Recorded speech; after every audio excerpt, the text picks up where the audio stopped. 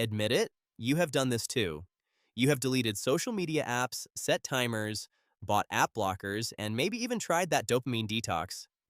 And yet, here you are, watching another productivity video while your actual work sits open in a second tab. The problem is not that you have weak willpower, and it is not that you are lazy.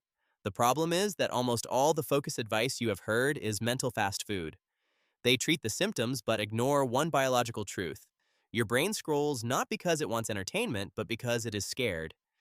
Today, I am not going to tell you to just start. I am giving you 5 tools that work on the reflex level. We will hack the stimulus response system so your brain actually chooses work over the feed. And no, you will not have to wake up at 5 a.m. Before any of the tricks make sense, you need to understand the war that is happening inside your skull right now. When you open a difficult, ambiguous task, a specific brain structure called the dorsal anterior cingulate cortex, the DACC, starts doing something called the expected value of control calculation. It integrates 3 variables simultaneously: the potential payoff of the task, the amount of cognitive effort required, and the physiological cost of that effort. When a task is unstructured, open-ended, or has no clear immediate reward, the DACC flags it as metabolically expensive. And here is where your ancient neurobiology betrays you. High-entropy cognitive tasks, meaning tasks with unclear outcomes and unpredictable variables, are processed by the amygdala as survival threats, not metaphorical threats, actual cortisol-spiking, sympathetic nervous system activating threats.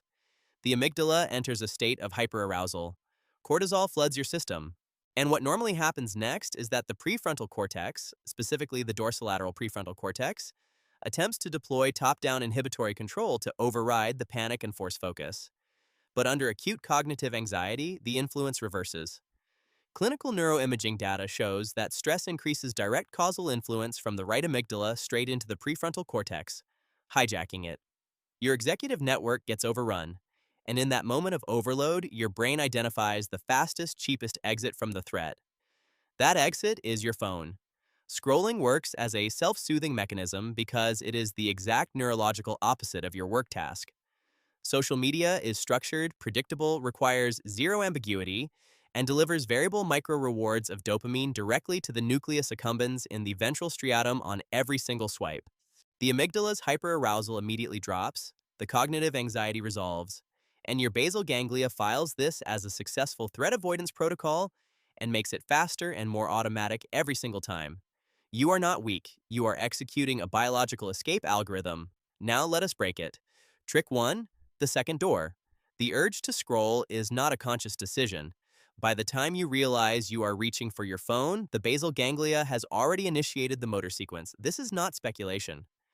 Benjamin Libet's EEG research on what is called the readiness potential, the Bereitschaftspotential, showed that the brain's motor cortex begins preparing for a physical action hundreds of milliseconds before you become consciously aware of the intention to act. Modern imaging has pushed this window to 7 to 10 seconds. The automated habit loop is already running before you have a single conscious thought about it. But Libet also discovered the loophole. There is a 50 to 200 millisecond window just before physical muscle execution, where the prefrontal cortex retains the capacity to block, veto, or abort the action. Neuroscientists call this free won't, late inhibitory control. The second door rule exploits this window by force. When the urge to grab your phone hits, insert a mandatory 3 to 5 second physical pause.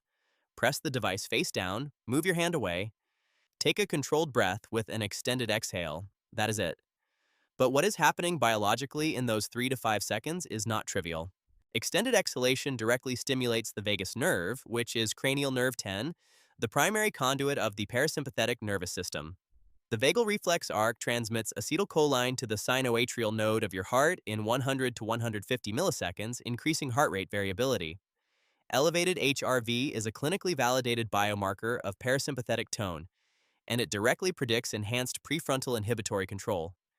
By maintaining the pause and the breath for 3 to 5 seconds, you are chemically signaling to your amygdala that the environment is safe. The cortisol drops, the threat response dissolves, and your prefrontal cortex has enough time to come back online, evaluate the impending action, and exercise the veto. The automated habit loop gets severed at the physiological level every single time. Trick 2: the visual barrier. Turn your phone to grayscale permanently. This is not an aesthetic preference. It is a direct attack on the neurobiological mechanism that makes your phone biologically irresistible. Here is why color matters so much. Evolutionary biology hardwired the human visual system to prioritize specific chromatic wavelengths, particularly warm reds and oranges, because in the ancestral environment, these colors meant high-calorie food, physiological arousal, or danger. They triggered immediate attentional orientation and physiological arousal because detecting them was a survival advantage. Modern app designers know this. The bright red notification badge is not an accident. It is the same evolutionary trigger, weaponized. When your retina detects those saturated colors, the salience network, which is anchored by the anterior insula and the DACC, flags the phone as a high-priority biological stimulus. This immediately cues the ventral tegmental area in the midbrain to release a dopamine surge directly into the striatum. And critically, this entire dopamine release is anticipatory. It happens before you even open the app. Researchers Barrage and Robinson documented the distinction between liking, the actual pleasure from an experience, and wanting, the dopamine-driven compulsion to seek it. The red icons and blue highlights maximize wanting. They make your brain hallucinate a reward before any reward exists. Advanced PET scan studies measuring striatal dopamine synthesis capacity found a specific significant inverse relationship with a p-value of 1.1 times 10 to the -4 between the proportion of social app interactions and dopamine synthesis in the bilateral posterior putamen. Chronic exposure to hypersaturated visual interfaces is literally reducing your brain's natural baseline dopamine production. You are making yourself less capable of generating motivation through normal life by repeatedly spiking your system with fake visual stimulation. Grayscale eliminates the chromatic cue entirely. Without the arousing wavelengths, the salience network does not flag the phone as a high-priority stimulus. Without the salience detection, the VTA does not send the anticipatory dopamine spike.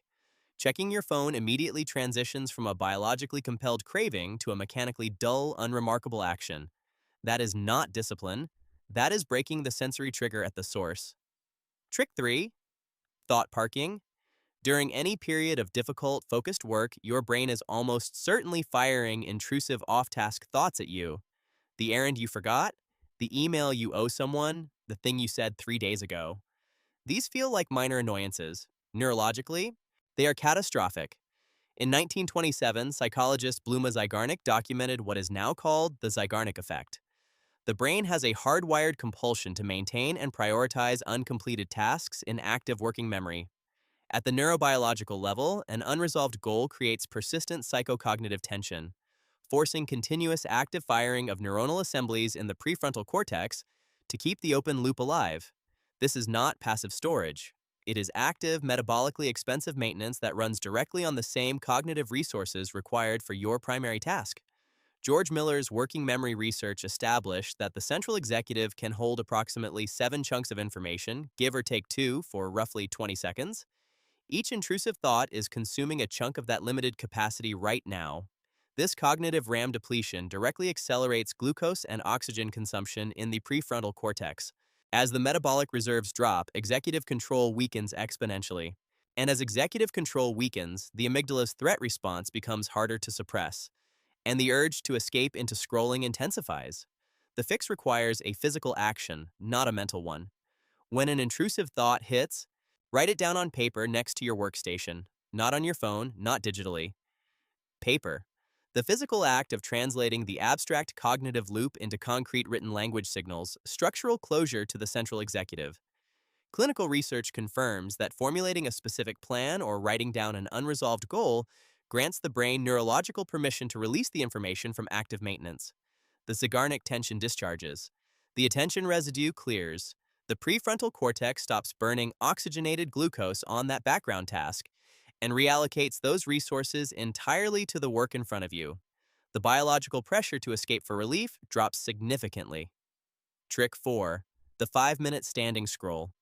This one is for the moments when the urge is too strong to immediately redirect. The rule is brutally simple. You can scroll, but only while standing up, unsupported, in the middle of the room. No leaning against a wall, no sitting on the edge of the desk, standing. And the biology of why this works is more powerful than any app lock.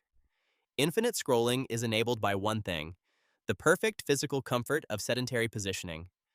When you are seated, your musculoskeletal demand is nearly zero. Metabolic rate at rest in a seated position is approximately 3.3 milliliters of oxygen per kilogram per minute. The brain reads this as effortless, consequence-free behavior, which deepens the passive trance. EEG data from seated individuals during low-engagement tasks shows elevated theta wave oscillations, the signature of relaxed, inattentive, detached processing. Standing changes the entire neurophysiological landscape. Maintaining unsupported posture requires continuous microcorrections from postural muscles to counteract gravity, elevating the metabolic rate to approximately 3.6 milliliters of oxygen per kilogram per minute. This metabolic increase redistributes cognitive resources away from the digital interface toward the physical demands of balance and equilibrium. EEG data on standing individuals shows a shift toward alpha wave oscillations localized in the right temporoparietal junction, the signature of heightened alertness, active sensory processing, and superior working memory function. Stroop task performance improves while standing. Task switch costs drop. The hypnotic passivity required for infinite scrolling becomes neurologically incompatible with the alertness state of standing. Here is the key mechanism. The brain's evolutionary drive to minimize physical effort, the exact same force that enables sedentary scrolling in the first place, now works against it. As postural discomfort accumulates, lactic acid builds in the stabilizer muscles, and the somatic feedback becomes impossible to override. The biological cost of continuing to stand outweighs the diminishing dopamine return from the feed. The brain computes that this is no longer worth it. The phone goes down, not because of discipline, because your own biology demanded it. Trick 5, dopamine inversion. The final barrier is the dopamine gap between your phone and your work. After any amount of scrolling, your brain is swimming in cheap, extrinsic, algorithmically delivered dopamine hits. Returning to a difficult, ambiguous task at that point creates what the research calls a negative reward prediction error. The brain expected reward, it got difficulty, and dopamine levels drop below baseline. This kills motivation instantly and retriggers the amygdala threat response. Chronic scrolling compounds this problem. The nucleus accumbens develops a tolerance through D2 receptor downregulation, making the brain progressively less responsive to normal, everyday rewards. The clinical term for this state is anhedonia. Sustained effort feels empty. Starting anything meaningful feels physically impossible. Your brain has been desensitized by a feed engineered to deliver hits at a frequency that no real-world task can compete with. The inversion works like this. Before you attempt to return to your actual work, you do the absolute smallest, most trivial step of the task possible. Open the document, write one sentence, rename one file, highlight one paragraph you already understand. The goal is to drop the perceived difficulty to near zero. Here's the neuroscience. Dopaminergic neurons in the ventral tegmental area do not fire proportionally to the value of a reward. They fire proportionally to the reward prediction error, which is actual reward minus expected reward. When expected difficulty is enormous and immediate reward is zero, the RPE is deeply negative. Dopamine crashes. When expected difficulty is essentially nothing and the task completes successfully in 30 seconds, the RPE is unexpectedly positive. The VTA fires a sharp phasic spike of intrinsic dopamine directly into the nucleus accumbens. This micro-release is categorically different from the scrolling hit. It is generated by mastery, not by an algorithm. It bypasses the desensitized extrinsic pathways and activates the ancient progress-seeking circuitry of the brain. And it signals to the prefrontal cortex that this behavioral path is viable, rewarding, and should continue. Self-determination. Theory research shows that intrinsically motivated individuals exhibit up to 46% greater task persistence than those relying on extrinsic rewards. Neuroimaging confirms that successful task completion robustly recruits the ventromedial prefrontal cortex and the nucleus accumbens, permanently linking goal-directed behavior with genuine subjective satisfaction. The micro-win does not require the task to feel meaningful. It does not require inspiration. It just requires that you do the smallest thing first. The dopamine from completing it will do the rest. Your brain is not broken. It is executing a biological escape algorithm that evolved to protect you from threats and conserve metabolic energy. The feed is engineered specifically to exploit those same mechanisms. Willpower alone will not win that fight. But 5 targeted interventions at the reflex level will. The second door breaks the loop before it executes. Grayscale kills the visual trigger. Thought parking drains the cognitive RAM that was feeding the anxiety. The standing scroll makes the escape more expensive than the return, and dopamine inversion makes your work chemically more attractive than your phone. That is not motivation. That is neurobiology working for you instead of against you.